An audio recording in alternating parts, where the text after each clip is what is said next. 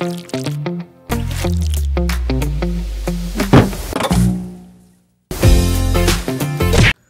araw po mga kalingap, and we are K-Boys on Mission. Ngayong araw po mga kalingap ay muli po nating bibisitahin sila Isa. And syempre po, kasama natin ng K-Boys si Quinel at Kuya David Vlogs. At sa mga hindi pa po dyan nakaka-order ng Kalingap merch, ayun, order na po kayo mga kalingap. So tara guys, punta po natin si Isa. Grabe guys, summer na. Pero itong Kalingap merch po na hoodies, hindi lang natin ginagamit tuwing taglamig. Ginagamit din po natin siya bilang sun protection. Ayan po. Tagal-tagal na din natin mga Kalingap hindi nang bibisita si Isa. So kumustahin po natin siya. May pinapatanong po si Kalingap Rob kay Isa. Isang mahalagang tanong na kailangan niyang malaman ang kasagutan. Ano kaya andyan si Isa? Grabe ang niya. So ito po yung lugar kung saan sila Isa nakatira. Sana po andito si Isa mga Kalingap, dahil hindi po namin alam, baka nagtitinda siya o kung nasaan siya ngayon, or baka nasa swimmingan dahil swimming season ngayon mga Kalingap. Tao po. Pumipiyok pa ako guys. Naku mga Kalingap, mukhang wala si Isa bro. Pwede dito nakatira? Mukhang, oo nga no. Hindi, may mga damit o may mga sinampay. Friend mo ba si Isa bro? May kilala ka, may contact sa kanya bro? Kuya Tata. Kuya Tata ano? May mga damit naman pambabaeng damit Baka nandito pa naman.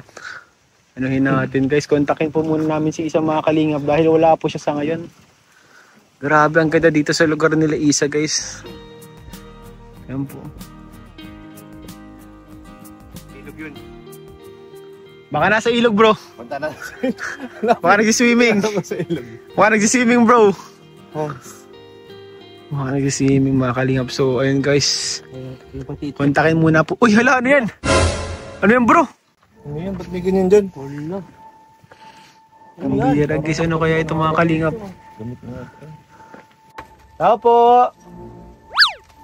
Guys, may butas mga Kalingap. Makita natin guys. Nagtao po pa talaga ako guys, pero sure guys walang tao. Kasi kita naman dito. Tapos po yung nila, pintuan nila mga Kalingap. Sinusurprise lang tayo. Baka nagtatago lang. Tayo. Surprise! Uy, bukas. Wala bukas. Bro, baka matrespassing tayo dito bro. Bukas bro. Wala naman pong tao guys, nalibot na natin yung bahay. Yung pintuan din nila dito guys lagpasan din yung pintuan nila. Yung kusina nila bro. Ito yung kusina po nila mga Kalingap. Ayan. Gluto pa kanina no? Ayan no. Ibig sabihin baka nagpipiknik sila. Ano yun bro? Ano sa tingin mong niluto nila? May yung ginataan. Ginataan Malunggay. Malunggay na may parang mga shell. No? Grabe. Ay tawag ko. Wala na tayo guys. Silang tubig kanina bro. May init. Lang bago lang yan Bago lang. Medyo may init pang kaunti. Init ba? Mainit lang talagang panahon. Grabe. Mukhang wala sila dito mga Kalingap. Siguro balikan na lang po namin mga Kalingap. Talagang wala po talaga tayong gagawa kasi walang tao. Nalibot na po namin yung bahay. CR nila bro. Ito po ang CR nila Isa. Grabe po mga Kalingap. Ayan no. Grabe. Hindi mo alam kung kapag mag-CR ka, di mo alam kung makakalabas ka ng safe. Yan po. CR nila yan guys. So mukhang walang tao bro. Mukhang mission fail tayo ngayon mga Kalingap. Tayong mapapala ngayon guys. Siguro ganun talaga, may mga araw na mission failed. Siguro balikan na lang natin bukas. Pakontak na lang natin Kalingap Tata. So sayang naman yung ng view bro. Nagdala pa naman kami ng gitara ngayon.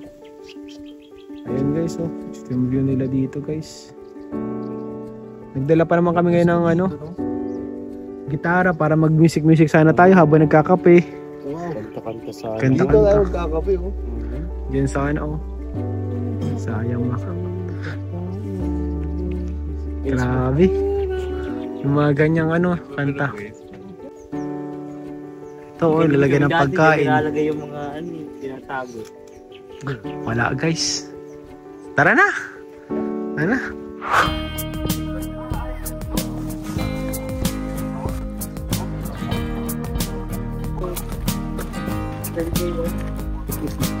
Ayun guys, pangalawang balik na po namin dito nila Kuya David Vlogs and nila Kuya Nel. Wala po talaga. And ito, same pa rin po mga kalingap.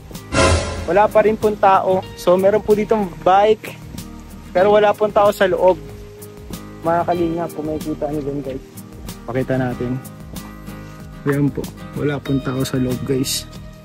And ito pong bike po ay, sa tingin ko ay ang may-ari dito, isa sa mga magsasaka dito guys. Isa sa mga nagsasaka dito po sa may Kalaisa. Sakahan po kasi ito sa may Kalaisa eh. Palibutan po siya ng sakahan. Pero wala pa rin si Isa. Bro, asan na kaya yun ano? Alala na nga ako bro. Tagal na natin din nakikita si Isa. Oo. May maganda pa naman sana tayong ano, balita kay Isa bro. Sayang. Kasi 'di ba may mga pending si Kalinga Prab ng pabahay. Kumbaga, isa na to si Isa sa pinapatanong niya. Kung bakit Magandang balita. Kaya tayo nandito. Kaya Isa, kung mapanood mo to. Hindi siya pa ito mapanood bro. Ayun nga pala. Isa, pagpakita ka na please. Sana makita ka na namin. Isa kahit isang beses lang. Para malaman mo na ang magandang balita. Actually, tinanong ko na si Kuya Tata bro kung mayroon siyang contact. Pero wala pong contact si Kuya Tata. So nananatiling misteryoso si Isa ngayon. Maraming nakakamiss na sa kay Isa. Marami na nakakamiss, lalo na si Lolo. So ay mga kalingap, mission failed tayo. Sayang, may dalawa naman tayo sana ulit bigas. Oh, ayan. So wala pa rin po mga kalingap. So better luck next time. Sana po sa sunod. Nandito na si Isa. May nakatira pa ba dito bro? Baka wala na sila dito. Pero may mga sinampay pa yun. Pay pa naman, no? Tingnan natin ko, pambabae ito. Sa tingin ko pambabae itong pants na to eh. Kada punta natin dito bro, nadagdag ang lubid. Hala! May lubid na naman siya ulit. Lubid na naman guys. Ito po mga kalingap, grabe. Andito ba si Isa? Tuloy! Pati yung aso guys, ayaw magpakausap. Pero may mga damit po baka sa mga ano to. Kabado. Pwede kasi Kabado. mga long sleeve, mga jacket. Mga long sleeve jacket o pang saka. Ito guys yung mga sapatos. May sidecar dito bro. Ito nga oh. Ito bro, yung mga sapatos isang kalahati na lang bro. Kalahati na lang. Nice. Kaya nito. Kaya mga kalingap, wala po talaga. Si Isa, pangalawang balik na po namin to. So, sana sa pangatlo andito na. Subukan po namin makontak, magtanong-tanong kami kung sino may kontak kay Isa. Para naman sana pagdating namin dito, andito siya. So, ay mga kalingap, sana sa sunod nandiyan na. So, mga kalingap, ay napagtanungan po tayong taga dito. Kaya pala kahit ilang bike natin siguro, hindi na sila matatagpuan kasi si Isa daw po ay umalis na po. Umalis na dito. Wala na po dito. At may sinamahan na daw na iba, sa iba na daw nakatira po. At hindi po namin alam kung, ang sabi po nung napagtanungan namin ay hindi po siya dito sa Camarines Norte. Oo, malayo po. Malayong lugar. Naku. And yung mama naman po ni Isa, ganun din. Parang nagkahiwa-hiwalay na sila. Opo. Yung mama naman po ni Isa, ganun din po mga kalingap. Sayang hindi na nila nahintay yung pabahay po ng kalingap, yung mga tulong na ito. Kaya pala bro, laging wala saka hindi natin makontak. So yung mga kalingap, medyo malungkot itong balitang ito guys. Medyo nakagulat. Nakakagulat, isa sa ating mga beneficiaries po ang nawala. Sayang. Sana naman ay kung nasaan na ngayon si Isa ay magpatuloy siya sa kanyang pag-aaral. Sana maging okay siya. Yung mga kapatid niya magkaroon ng magandang future din. Hindi nila sukuha ng edukasyon at ang buhay. Sana wag naman po sila mag-asawa agad. or mag-anak agad, magpamilya agad dahil hindi po basta-basta magbuo ng pamilya ng hindi pa sapat ang inyong kakayanan sa pagbuo. Walang maayos na trabaho. Baka kung bata pa dito. Yung bata pa talaga si Isa guys. Enjoy na muna sana sa buhay. Ano po kasi guys, pagka-graduate daw po ay umalis na daw po dyan. So yung mga Kalingap, hindi tayo nasabihin ni Isa guys. Sa puto sa nakakalungkot na balita mga Kalingap. Pero sana po magkaroon ng chance na magbago pang isip niya. Kung sakali magbago ang isip niya, dito lang naman tayo guys. Team Kalingap, tutulungan natin siya. So ayun mga Kalingap, salamat po sa inyong panonood at pagsuporta sa Team Kalingap. Nay! Kilala niyo po Nay kung sino Nay si ano? Si Isa? Si Isa po? Isa. Yung ano po baga yung estudyante po dito na dyan sa Taisan, sa Narido. Ay beneficiary po kasi namin, nakailang balik na po kami dito sa bahay nila. Pero lagi pong wala. May dala kami ng mga bigas. Naroon na baga sa Kondang? Nubyo. Ay nasa Nobyo na po. Malayo po ba yun? Nasa sabi. Bicol pa po ba o nasa Manila na po? Bicol. Papunta dyan o. Ano ba ang mga kuhin dyan? Sa unahan po, sa unahan pa po ng mga... Albay, Sorsogon, or ano? Sorsogon. Ayun, Sorsogon. Dahil Sorsogon ang bata. Ay. Matagal na daw. Kaya pala Nay, nakailang balik na po kami Nay. Kasi po sana Nay, papabahaya na po sana ng Team Kalingap, silang pamilya. Ay, klaro na daw nga ni Don. Dahil nagkaroon-loko man yung magulang. Ay, Hindi opo. ba hiwalayan man? Kaya nga po, Asawa na daw yung magulang na babae. Magkanda gulo-gulo din po ano. Siguro wala na rin yata mapuntahan. Yun naman ang dalaga, itong sabi ninyo, naroon na daw doon sa Nubyo. Kung baga in short Nay, nag-asawa na din, nag-live-in na din. Asawa na din, naglilipin na yata. Ay naku. Siyempre, kung sino man na magpunta doon sa asawa, ay nang maglilip na sila. Opo. Hindi man pwedeng doon na lang siya kung walang relasyon sila. Ano Grabe, lang? Nay. Yung mga pirintuhan dyan, ano ko lang. Sige po Nay, salamat po Salamat Nay. po, Nay. Salamat po Nay. Thank you po. Ingat po. Thank you po. Mainit po. Grabe po mga Kalingap. Ang totoo nga Actually, ang pangalawa na yun na ano natin, pangatlo na ating pinagtanungan. Si nanay po mga Kalingap, and isa lang pong sinasabi nila. Parehas. Ano, Parehas pong sinasabi nila. Di mo masasabing chismis kasi madami ng chismis siya. Kasi di pa natin ako-confirm kayo mismo ano. Pero paano nga natin mako-confirm? Pero maraming witness eh. Maraming witness. Yun ay base lang sa mga nakakausap natin. Oo, nakakusap namin, napagtanungan po namin dito sa lugar nila Isa. Sayang bro, personally nanghihinayang ako sa Nanginaya. dapat na tulong na matatanggap niya para sa akin sa maganda sana na future na naghihintay sa kanya sa Kalingap. Kumbaga hindi niya na nahintay. Oo. Yun lang ang ano, medyo kakapanginayang hindi niya nahintay. Kung nakapag-hindi pa siya ng konti sana. Ito guys, itong pinupunta natin kay Isa po is para po ito sa pabahay po sa kanila. And may dala din po tayong mga allowance. Ilang beses na po kami pumunta dito para magdala ng allowance and groceries, bigas.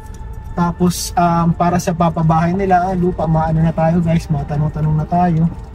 Kaso kahit anong balik pala namin guys, mga Kalingap, ay talagang wala kaming maabutan. Parehas na din pala mangyayari dahil kumbaga yung lugar nila doon ay inabandona na talaga. Lagi nakasara na. Lagi nakasara. Sa tingin ko yung mga gamit na naandun, ang gumagamit na lang talaga yung mga magsasaka na Baka ginagawang pahingahan na lang ng mga magsasaka doon. So wala tayong magawang mga Kalingap kung ang isang beneficiary ay ganyan, gusto na magsimula ng nagsarili na silang desisyon. Hindi mo ibuhay naman nila yun. Oo, wala na po talaga tayong magawa guys kahit gusto natin silang matulungan. Lalo na ngayon, hindi na po natin alam kung saan siya napunta. Pero ang sabi nila isang lugar lang, Sorsogon. Sana safe lang siya doon. Wala tayong ibang magawa kundi magdasal na sana ay okay po si Isa or kahit sino sa member sa kanilang family ay okay. Kasi parehas daw po sila ng Pati yung nanay din po ay may iba na din family. Nagkawatak-watak na sila. Kawatak-watak sila. Nagkaroon na ng kanya-kanyang pamilya. So, ayun naman po mga kalingap. Ang mga dasal na lang natin na may tutulong natin kay Isa. Sana po kayo po lahat dyan na manonood is okay lang. And salamat po sa suporta ninyo. God bless you all po mga kalingap. Please don't forget din po, suportahan natin ang ama ng kalingap, Kuya Val Santos Matubang, Ate Edna Vlogs, Kalingap Rab. At ito po second channel po ni Kalingap Rab, Rab Matubang Vlogs po mga kalingap. Pag hindi pa po kayo nakasubscribe, subscribe na po kayo mga kalingap. Makitulong po sa ating mga beneficiaries at mga scholars. Ganyan din po sa aming channel po sa mga K-Boys, Kuya David Vlogs. Ayan, support po natin Kuya Nel.